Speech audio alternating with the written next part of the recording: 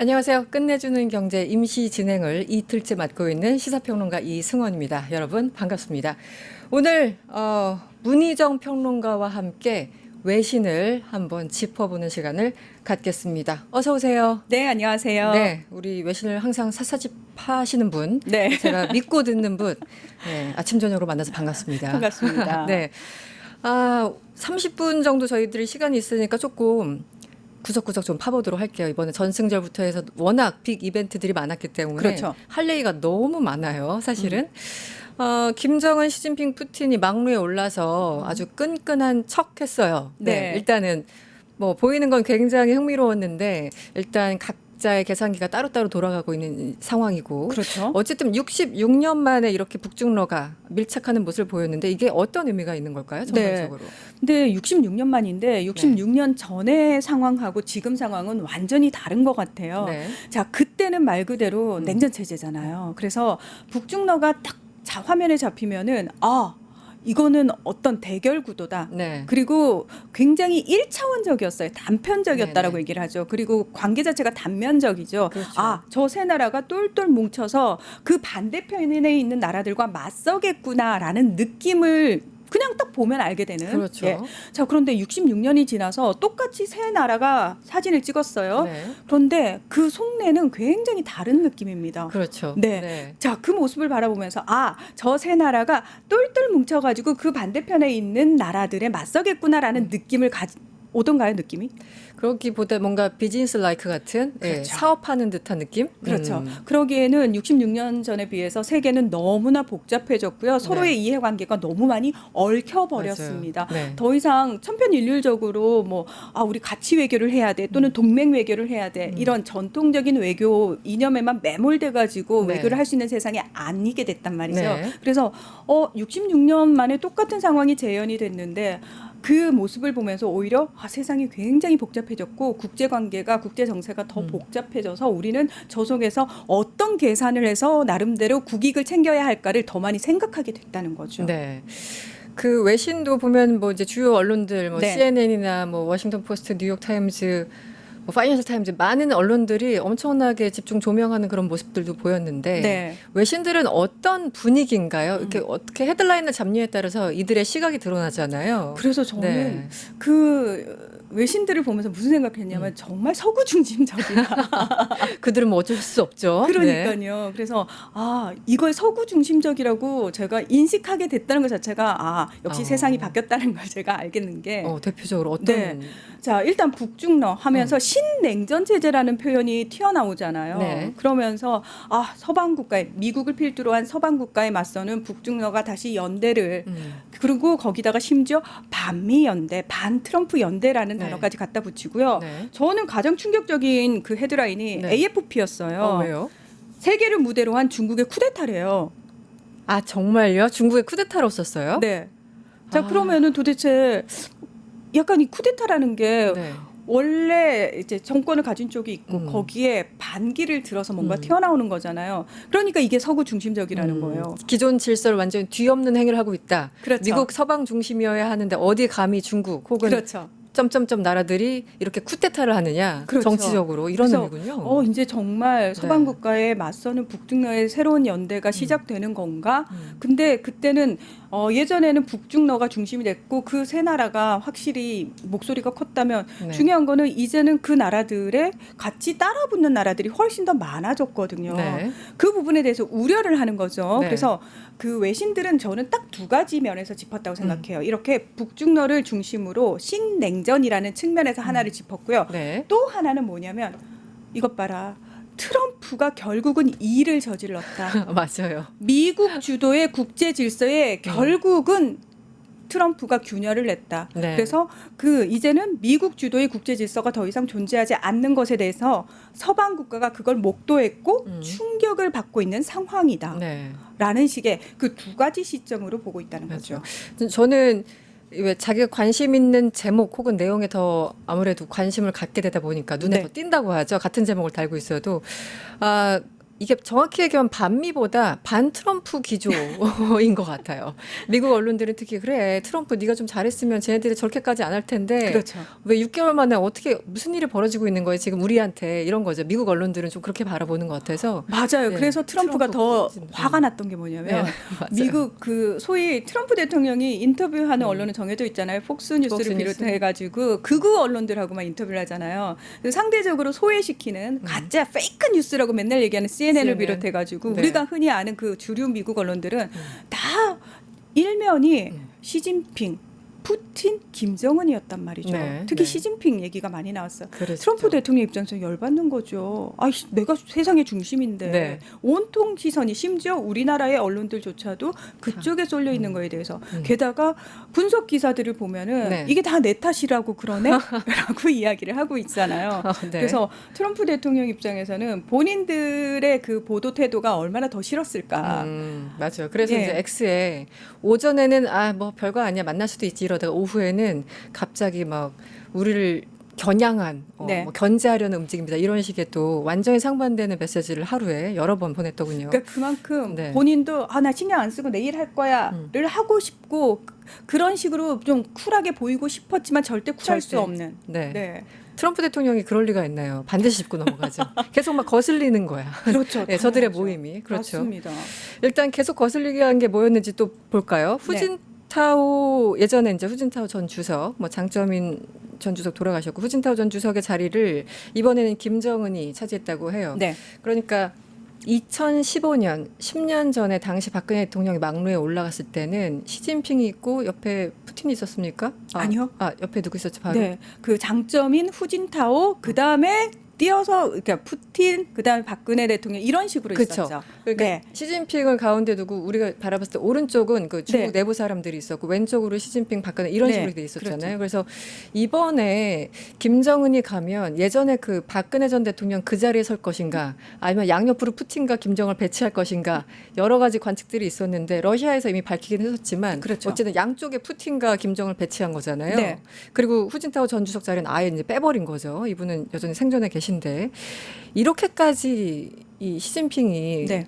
시진핑 입장에서는 말 안 듣는 북한의 김정은을 왜 이렇게까지 챙겼을까요? 이번에. 저는 그 시진핑 주석이 일단 내부의 귀빈들을 뺐잖아요. 네. 이것 자체가 굉장히 의미하는 바가 크다라고 생각을 해요. 무슨 얘기냐면은 그전에는 첫 번째 내부적으로는 집단 지도 체제였잖아요. 네. 그거를 시진핑이 산연임을 하면서 완벽하게 탈피를 했는데 여전히 내부적으로는 그래도 우리는 집단 지도 체제로 가야 되는 거 아니야라는 목소리가 남아 있단 말이에요. 그렇죠. 그 네. 세력들은 여전히 존재한단 말이죠. 네. 그들을 향해서 꿈도 꾸지 마.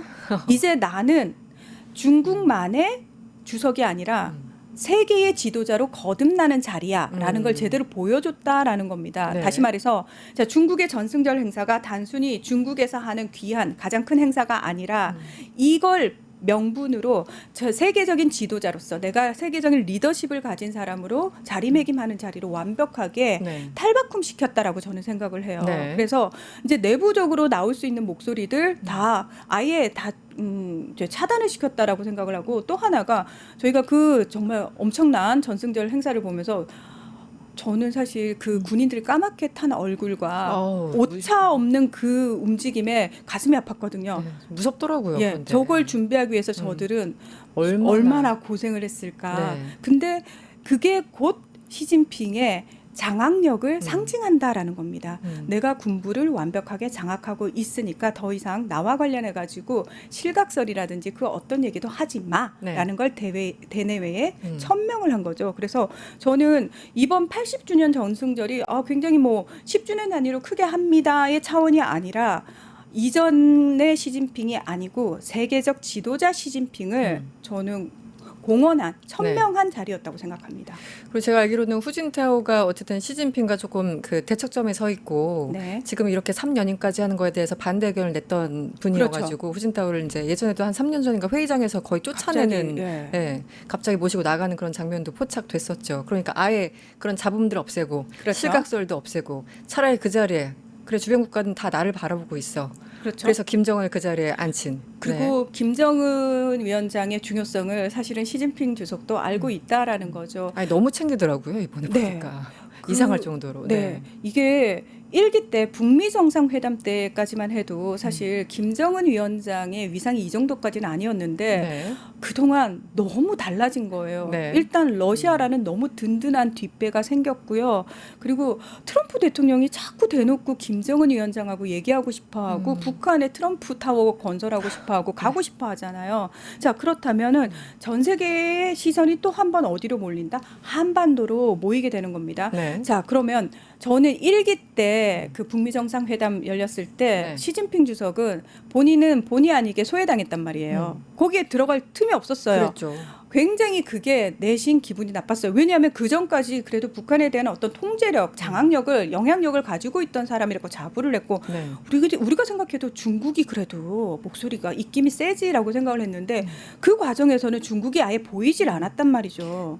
그 김정은이 아예 그냥 철저하게 막아버렸다고 하나? 나 그렇죠. 니네 목소리 안 들려. 그렇죠. 나 트럼프랑 그냥 1대1로 할 거야. 이런 모습을 처음에 보였었죠. 그렇습니다. 네. 그래서 이번에 다시 그 상황이 벌어질 게 뻔한데 이번에는 우리가 그렇게 소외되면 안 돼. 나도 세계적 지도자로서 뭔가 이런 어떤 큰 사회적인, 그러니까 국제사회의 어떤 문제에 있어서 나도 어느 정도는 영향력을 발휘해야 돼라는 생각을 했을 거 아닙니까? 네. 자, 그 상황에서 북한의 김정은 위원장이 마침 저도 이번에는 저기 중국하고 먼저 얘기 좀 잘하고 관계부터 잘 만들어 보려고요라고 네. 얘기를 하니까 중국 네. 입장에서 그래? 그러면 이번엔 우리 절대 빼면 안 돼. 같이 가야 돼. 라는 차원에서 굉장히 융숭하게 대접을 했고요. 네. VVIP 대접을 했을 뿐만 아니라 저는 이게 단순히 김정은 위원장 앞에 놓고 면전에 놓고 그냥 해주고 끝나는 차원이 아니었던 게 중국 관영 매체들이 일면에 김정은 위원장하고의 모습을 사진을. 떡하니 다 냈어요. 맞아요. 네. 그거 자체가 어필하는 거죠. 김정은 위원장한테 우리가 정말 진심이야. 그러니 너 트럼프 만나려고 거기에 우리도 같이. 나의 지분을 인정해줘 이런 거겠죠. 그렇습니다. 네. 그리고 저기 트럼프랑 대화한다고 해서 갑자기 그쪽으로 확 쏠리고 그쪽으로만 하면 안 된다. 이런 네. 느낌도 있는 거죠. 그렇죠. 사실은 중국은 항상 그 북한을 마음엔 안 들지만 지정학적으로 뭐 완충지대, 뭐 버퍼존 그렇죠. 이런 역할을 하길 원하는데 그래서 핵개발 이런 것도 하면 안 되고 말썽도 부리면 안 되고 네. 그렇다고 미국하고 너무 친해져도 안 되고 뭐 다 안 되는 거예요. 그래서 다 안 되죠. 그냥 조용히 좀 얌전하게 살아 약간 이런 느낌이잖아요. 완전 무시하면서도 그러니까 그렇죠. 중국 입장에서 그래서 거기에 대해서 상당히 기분 나빠서 북한이 아예 뭐 고위 관계자 와도 김정은이 안 만나주고 이런 일이 반복됐었는데 갑자기 아예, 이렇게 네. 핵연기를 맞으니까 맞아요. 멀미 나겠어요. 양자 관계가. 취임했을 당시에 사실 숙청했던 많은 그 사람들이 친중파 쪽이었잖아요. 김정은이 네. 2012년부터 본격적으로 그렇죠. 네. 그러면서 그때 중국은 굉장히 심기가 불편했다는 거 아닙니까? 뭐야, 우리 라인을 왜 다 쳐내고 있는 거야? 고모부 장성택 대표적으로 그렇습니다. 그때부터 이제 불만이 쌓이고 있던 상황에서 중국 입장에서도 어떤 식으로든 어필을 해야 되니까 게다가 중국은 우리가 차지하고자 하는 자리는 여기 이 동네에서 우두머리가 아니라 나는 세계적 패권자로서의 자리이기 때문에 네. 사실 문제 있는 국가에 대해서 제재를 가할 때 중국도 네. 어느 정도 동참하는 모습을 보이는 신용을 해야 되잖아요. 네. 그 하필이면 그 문제가 북한이었던 거죠. 그러다 네. 보니까 우리도 약간 제재에 동참할게라는 식으로 해서 북한 안에 중국 안에 들어와 있던 북한 노동자들 다 철수시키고 보내고 네. 맞아요. 네. 이런 것들로 인해 가지고 두 나라 관계가 굉장히 경색됐었거든요. 네, 네. 그런데 이제 시진핑 입장에서는 다시 한반도가 떠오르고 다시 북한이 전 세계의 주목을 받는 상황에서 네. 우리가 예전에 가지던 그 장악력만큼은 아니더라도 적어도 여기서 이번에만큼은 소외되면 안 돼. 왜? 난 세계적 지도자니까. 그렇죠. 네. 그래서 세계적인 지도자라는 걸 계속 각인시키기 위해서 오히려 시진핑과 김정은과 좀 덜 만나고 약간 거리를 둔 게 있었는데 이번에는 이제 흐름이 반 트럼프의 기조가 심지어 유럽에서도 형성되고 있고 최근에 뭐 그렇죠. 마크롱도 트럼프 뭐 비판하고 있고 우크라이나 문제 가지고 그러니까 이 분위기를 내가 잘 타야 된다고 생각을 하고 또 마침 꺾어지는 80주년 전승절이 있어서 그 항일 기치 80년 전의 항일 기치를 명분으로 네. 이번에 제대로 뭔가 이벤트를 마련한 것 같습니다. 일단은 저렇게 뭐 전 세계적인 언론의 집중 그리고 트럼프의 이목을 집중시켰다라는 거는 일단 시진핑의 성공인 것 같기도 하고요. 굉장히 성공했고요. 아마 시주석 입장에서는 외신들이 여전히 북중러로만 묶는 거에 대해서 굉장히 심기가 좀 그렇죠. 불편한 부분이 네. 있었을 겁니다. 불편해. 예. 네. 알겠습니다. 재밌는 얘기를 좀 해볼까요? 네. 이게 그 김정은이 무슨 시계를 찾나, 동생이 어떤 가방을 또 명품 네. 가방을 들으셨나, 딸 주에는 뭘로 치장했나 다 관심이 많았었어요. 근데 뭐 엄청 비싼 것들을 많이 차고 이고 이렇게 나온 것 같더라고요. 그 네. 백두 혈통들이. 근데 저희가 음. 그 얘기를 하기 좀 그런 게 네. 전직 대통령 아. 영부인이 네. 예, 뇌물을 워낙 많이 좀 받은 그래프도 있고 예, 하니까. 예, 그래서 저희가 참 그 부분에 지적하기가 예, 좀 그렇네요. 그래서 제가 네. 자동차 얘기를 하려고 액세서리 얘기 싹 빼고 자동차 네. 얘기를 한번 해볼까 해요. 아니 자동차 번호판을 보니까 네. 재밌더라고요. 이게 7, 그러니까 김정은이 탑승한 네. 벤츠 차량 그 커다란 그 차 있죠. 앞에 본인의 전용차. 전용차. 네. 727 1953 네. 어디서 많이 본 숫자인데 그렇죠. 네, 뭘까요? 이게 우리나라 사람이라면 다 알잖아요. 한국 전쟁, 거꾸로. 6.25 전쟁 정전 협정일이잖아요. 그렇죠. 네. 그래서 굳이 그거를 번호판에 그러니까 뭔가 상징하듯이 한 것 같아요.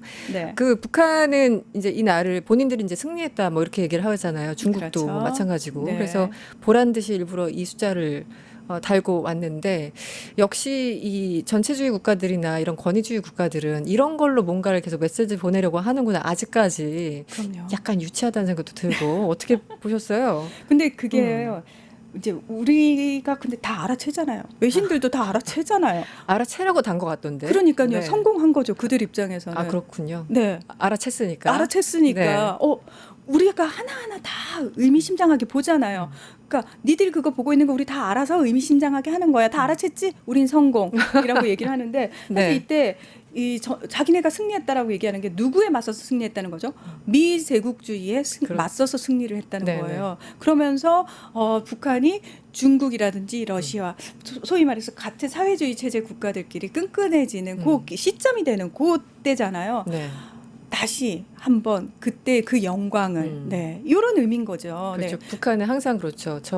미국 제국주의자들과 싸워서 우리가 이겼어라고 주장을 항상 하니까. 그렇죠. 네. 그래서 이 날이 그들에게 굉장히 또 의미가 있는 날인 것 같습니다. 근데 저는 이 숫자들보다 네. 제가 주목한 거는 네. 차량을 누가 같이 타나 뭐 이런 것들도 사실 그렇죠. 그것도 네. 굉장히 정치적으로 중요하죠. 네. 제가 이번에 좀 놀랬던 게 뭐냐면은 잠깐 이동하는 시간이긴 했습니다만 이제 중국 측에서 마련한 차에 푸틴 대통령이 타고 김정은 위원장이 타고 네네. 김여정 부부장까지 같이 탔어요. 김여정도 같이 탔나요? 네, 그 차에? 그 차에 동시에 같이 탔어요. 그래서 그래요? 그거에 제가 조금 놀랬던 게 뭐냐면 김여정 부부장을 거기 태워준다고? 앞자리에 앞자리가 아니었어요. 심지어 같은 뒤에 같은 뒤에 잠깐 이동하는 뭐 그런 거기는 했습니다만 그래서 이건 뭘 의미하냐면은 이제 북한과 러시아가 계속 우리가 끈끈해졌어라는 걸 보여주고 싶어 하잖아요. 네네. 그걸 보여주는 가장 상징적인 장면이 아니었나. 그렇군요. 네. 보통 정상들이 타면 딱 이제 통역하는 사람들 빼고는 그렇죠. 다른 사람 잘 안 태우죠. 태우는데 굳이 김여정까지 태운 거는 우리 그 정도로 가까운 사이야. 우리 그만큼 이제 형제야, 패밀리 그렇죠. 됐어. 약간 이런 느낌이네요. 그렇죠. 이게 무슨 이제 사람들이 북한하고 러시아는 지금 우크라이나 전쟁에 의해서 서로 필요에 의해서 그냥 이렇게 맺어진 것일 뿐 실질적으로 그렇게 끈끈하지 않을 거야라는 시선을 보고 있다는 걸 너무 잘 알고 있잖아요. 그래서 더 네, 태웠군요. 아닌데 우리 이 정도로 가까운데 이거 우리 그냥 공치사로 형제 같은 나라야라는 네. 거 아닌데 요런 거 하고요. 네. 또 하나가 저는 또 주목을 했던 게 뭐냐면은 푸틴 대통령이 네. 본인의 전용차에 이제 이거는 상하이 협력기구 정상회의 때입니다.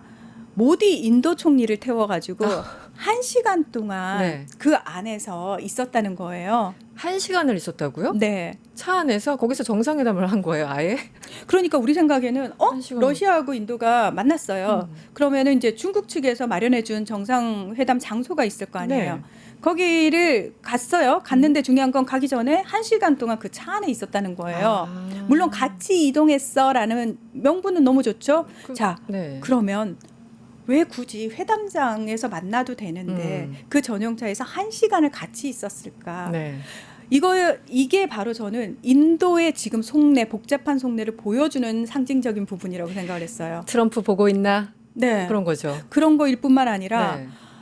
제가 지금 트럼프 때문에 열받아가지고 중국하고 관계를 개선해야 되니까 오긴 왔어요. 그런데 중국이란 나라하고 현실적으로 지금 걸려있는 문제가 너무 많습니다. 아직도 불편하니까. 불편하고 네. 지금 인도 내부적으로 반중 정서가 얼마나 고조됐었는데 그걸 한 번에 무너뜨릴 수가 없잖아요.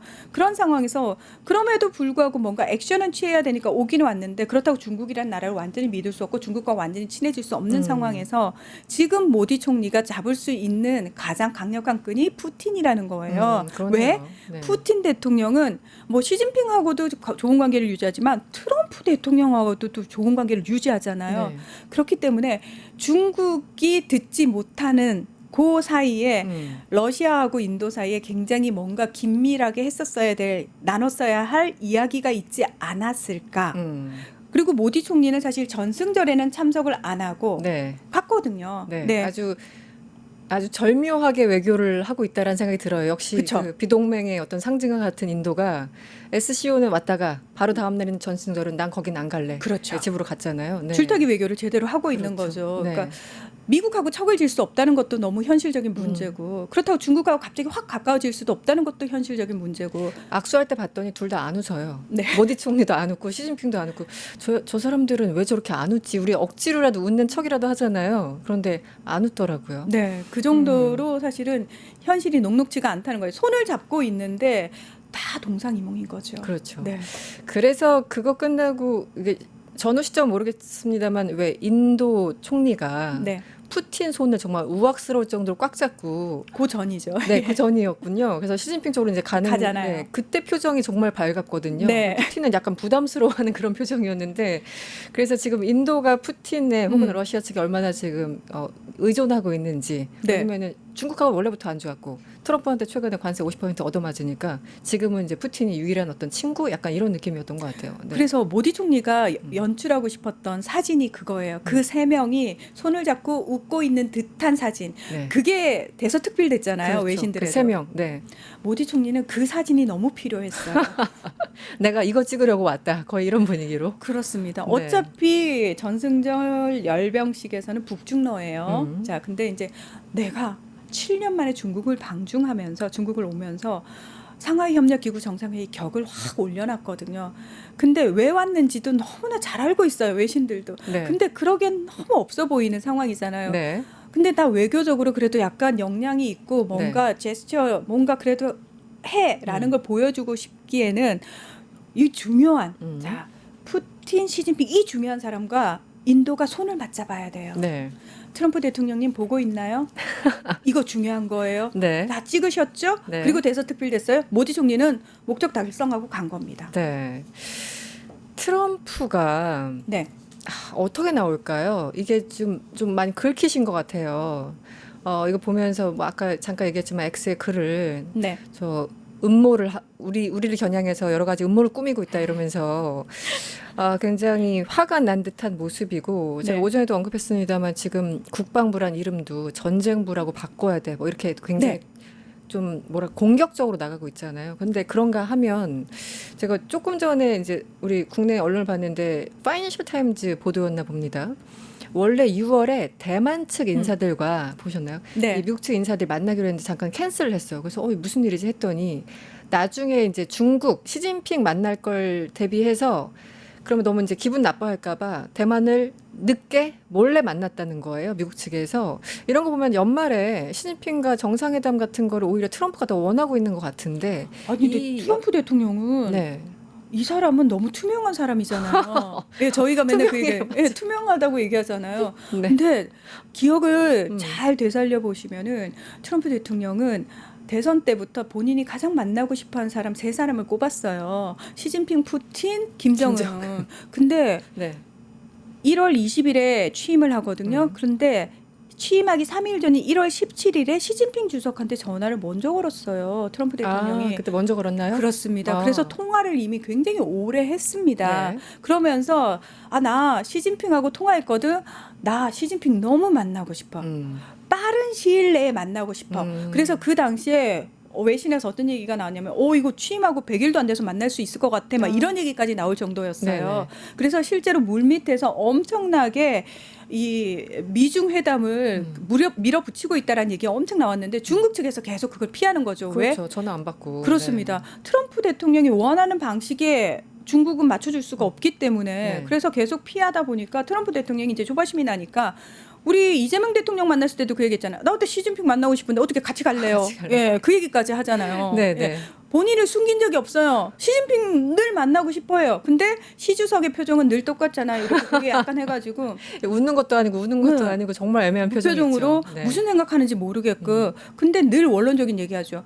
만나야 할 때가 되면 만날 것이고 만나야 할 이유가 있다면 피하지 않겠다라는 늘 원론적인 얘기를 합니다. 그러니까요. 지금 애가 달아 있는 사람은 누구다? 트럼프죠. 트럼프 대통령입니다. 그래서 원래는 워싱턴 DC에서 대만 장관급을 만나기로 했다가 그게 중국의 심기를 불편하게 할까봐 심지어 몰래 알래스카에서 급을 낮춰가지고 만났다는 거 아닙니까? 대만 사람들을. 네.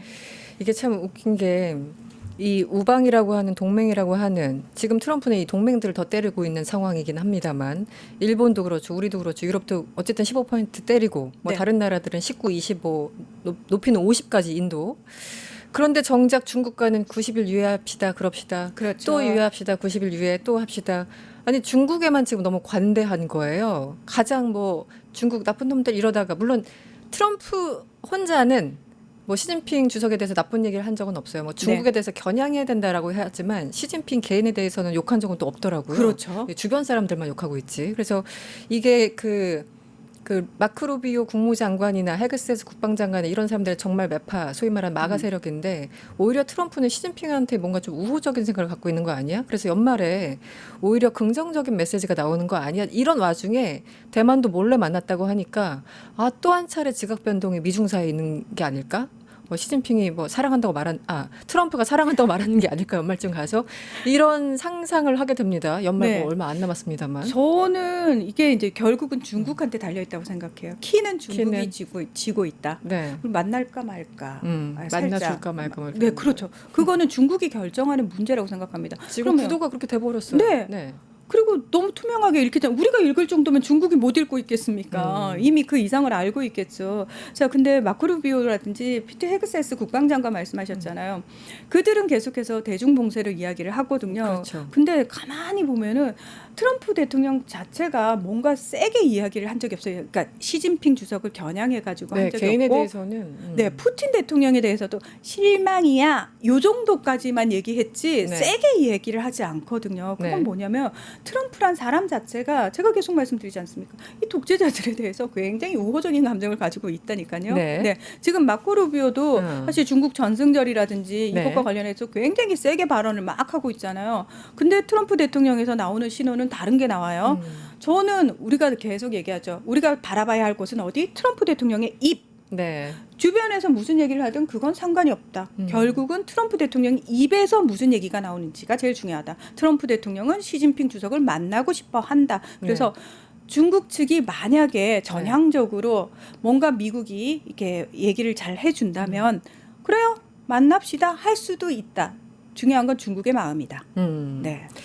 사실 중국이 주도하는 세계 질서 만약에 미래를 상상한다면 그것도 참 쉽지 않고 그렇게 네. 달갑지 않은 건데 그렇죠. 지금 트럼프가 너무 엉망으로 하고 있으니까 어쩔 수 없이 이렇게 약간 좀 관전하게 되는 이런 상황이 돼버렸어요. 그래서 예전에는 사실 어느 한쪽을 확 응원했다면 지금은 누가 더 잘하나 보자. 약간 뭐 이렇게 됐다고 할까? 그렇죠. 예, 사람들이 너무 이제 지쳐가고 있는 것 같습니다. 네. 그 이제 이런 상황들을 보면서 외신들 보도를 계속 이제 보도를 이제 우리 언론이 보도를 하면서 계속 끼워넣기 하기를 네. 한국이 외교 시험대에 올랐다. 네, 그 얘기를 꼭 하더라고요. 네, 네. 한국이 너무 힘들어졌다. 이제 어떡할 거냐. 막 이런 얘기 하는데요. 저는 왜 그걸 그렇게 해석하는지 모르겠다는 생각이 들었던 게 뭐냐면은 지금 제가 그랬잖아요. 북중러를 바라보는 서구의 시선. 그러나 이미 세상은 66년 전하고 너무 달라져가지고 네. 아마 우리뿐만 아니라 우리는 북중러에 집중을 했지만 그 옆에 수많은 중앙아시아부터 시작해가지고 거기에 초대된 동남아시아 쪽 사람들 그 정상들도 다 있었거든요. 자, 그들은 어떤 상황이냐면은 중국에 마냥 붙기 위해서 왔을까요? 아프리카 쪽 사람들도 아니에요. 아니죠. 예. 네. 그들도 이제 더 이상 세상은 너 미국이야 중국이야가 아니구나.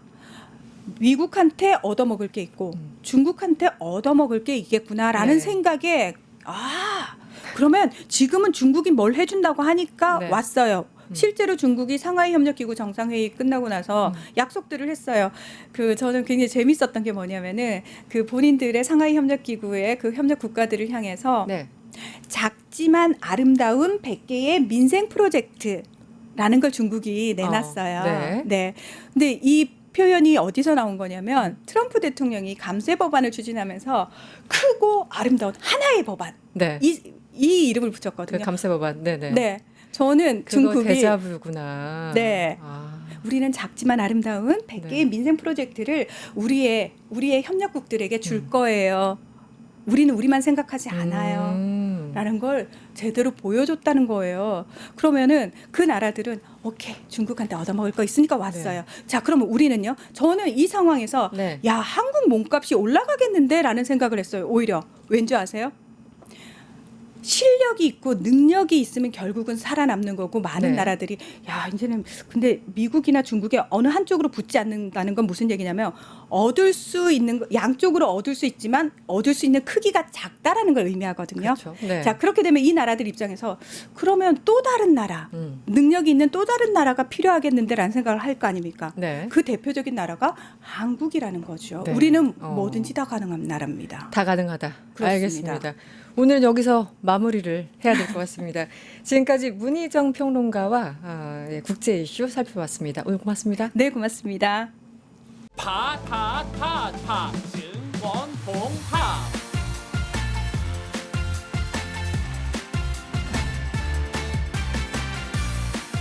이제 저녁 8시 30분 퇴근 후 퀴즈 한판